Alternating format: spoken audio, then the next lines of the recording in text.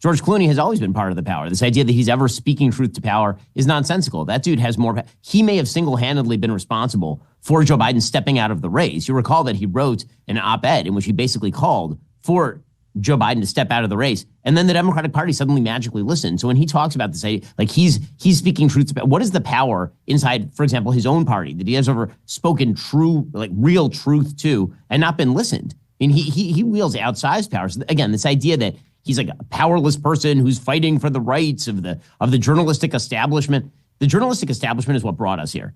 This sort of worship that Clooney and others have for the journalismers is truly amazing, given how poor they have been at actually exposing truth to the light of day.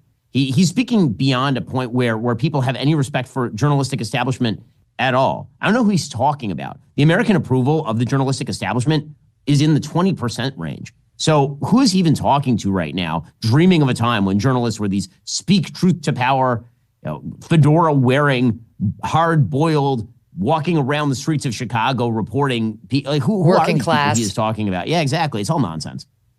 It's amazing to watch him talk about this. Like, now's the time. Where was he during COVID?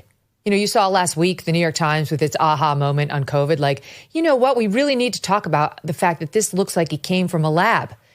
How is it we didn't talk about that for 5 years? Because you, New York Times, were calling people racist who said it looks like it came from a lab.